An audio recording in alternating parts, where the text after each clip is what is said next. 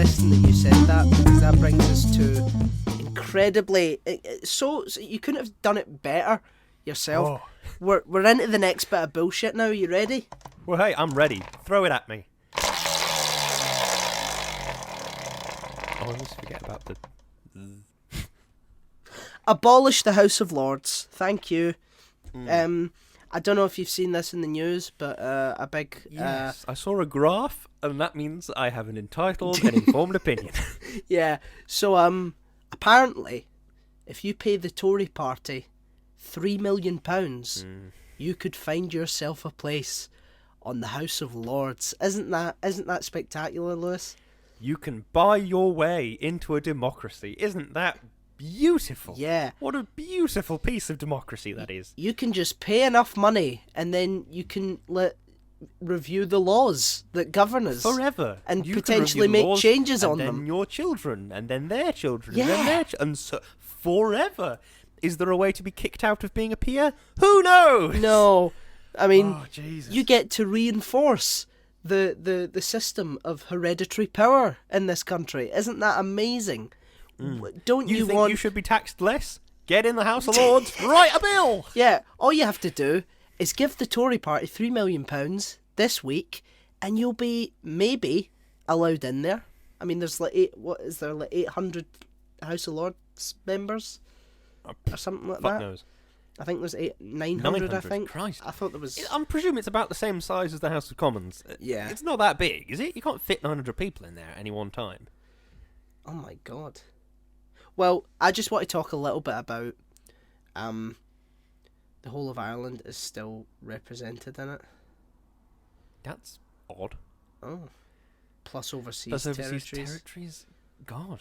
Well, there Bloody you hell. go. Yeah, let's abolish the House of Lords. Let's bin it off. Christ. Yeah. I just want to talk a bit about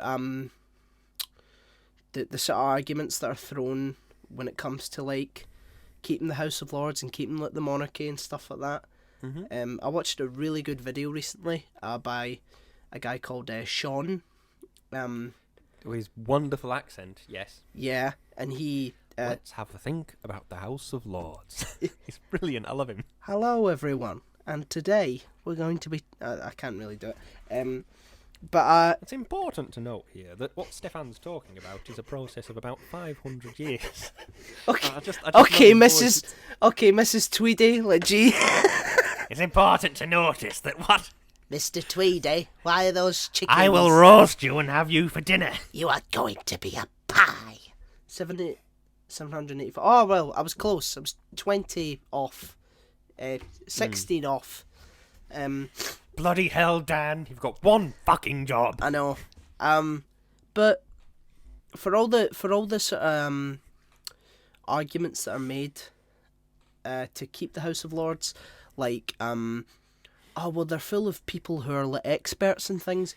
It doesn't fucking matter. Really? Like, even if that was true, even if every single one was like an expert, we don't live in some Plato Greek fucking democracies for weaklings, okay?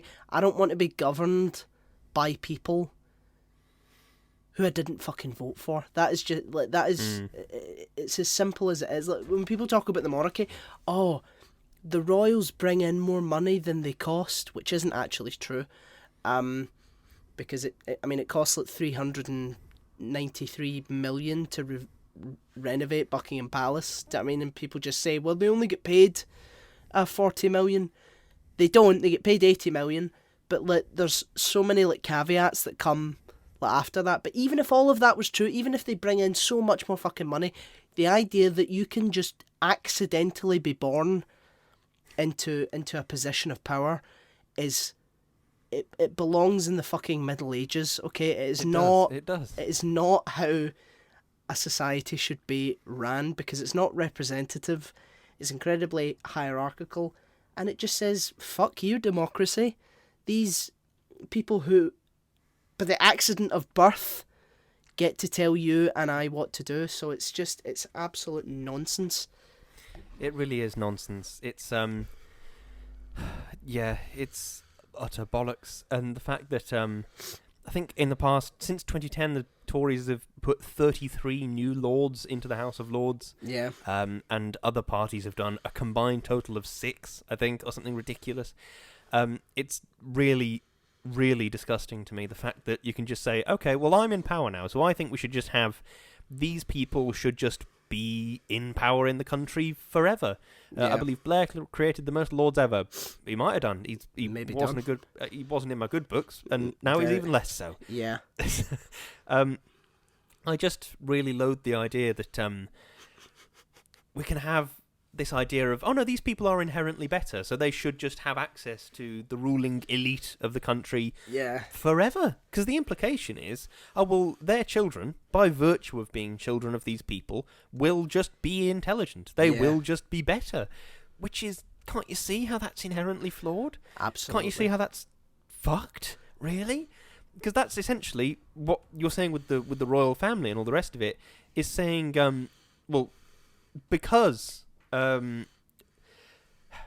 Queen Elizabeth is distantly related to Queen Victoria, and she's related to such and such, and it goes back and back and back. Yeah. Because of that ancient bloodline, they are just better. They are just inherently really good. Yeah. And that's fucked. Well, to think, no, these people are just inherently better than everyone else in the country. They were chosen by God to rule over us because they are inherently superior. Is that not disgusting? I mean, the whole way that you form a monarchy is not by, Yahweh descending from the clouds and putting a crown on your head. It's by killing all opposition and then creating a bunch of rules that make you in charge. There's not some divine mystery. It's just, we were the significant power base at the time, and we've just managed to stay in that power base for hundreds and hundreds of years.